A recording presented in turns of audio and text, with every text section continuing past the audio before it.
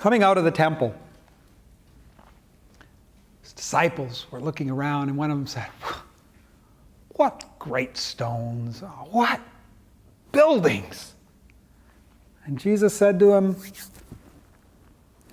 you see these great buildings?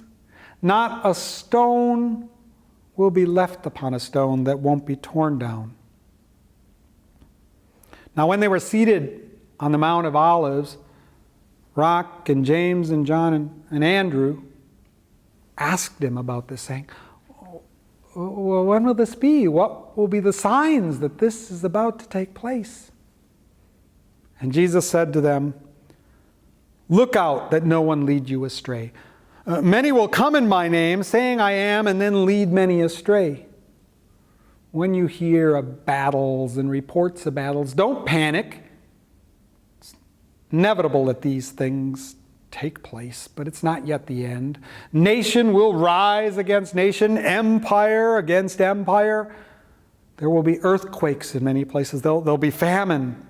These are the beginning of the birth pangs. But as for yourselves, look out, for they will seize you in the synagogues and hand you over. And you will stand before governors and kings on account of me as testimony to them.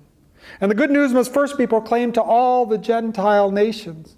Now, when they seize you and hand you over, don't worry ahead of time about what you will say, but say whatever's given to you in that moment, because it won't be you speaking, but the Holy Spirit. A brother will hand a brother over to death. A father, his children will rise up and put their parents to death, and everyone will hate you because of me. But the ones who endure to the end will be saved. Now, when you see the idol of the oppressor set up where it definitely ought not be, let the reader understand this. Then those who are in Judea aren't to flee back to the house. They're to go to the mountains. And the ones on the rooftops are to go down without entering to get anything. And the ones in the fields without going back to get their cloaks. How awful it will be in those days for women who are nursing or pregnant with children. Pray that it not be in winter, because in those days there will be an oppression the like of which hasn't been since the beginning of the creation that God created until now, and definitely won't happen again. If God hadn't cut short the days, no one would be saved. But for the sake of the chosen, whom God has chosen, God cut short the days. And you look out, because false anointed ones and false prophets will rise and produce signs and omens to, if possible, lead astray the chosen ones. But look out, I'm telling you everything in advance. After that time, after that oppression, the sun will be darkened, and the moon will cease to give its light, and the stars will fall from heaven, and the powers of the heaven will be shaken.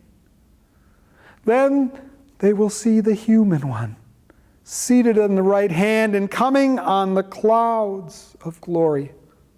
He will send out the angels and gather the elect from the four winds, from the ends of heaven to the ends of earth. From the fig tree, learn its lesson. When its shoots are tender, it puts forth leaves, and you know summer is near. So also when you see these things taking place, know that it's near, at the very door. I tell you, this is the way it is. There are some of those standing here who won't taste death before they see the empire of God come in glory. Heaven and earth will pass away, but my words will not pass away. But about that day or hour, nobody knows. Not the angels in heaven, not the Son, only the Father. Therefore, keep watch, because you don't know when the opportune time will be. It's like a man who goes off on a journey, and he gives his servants each their own task, and he says to the doorkeeper, keep watch. So keep watch, because you don't know when the Lord of the household will return, whether it'll be in the evening or at midnight or at rooster's crow or dawn. Otherwise, he might find you asleep when he comes. What I say to you, I say to all, keep watch.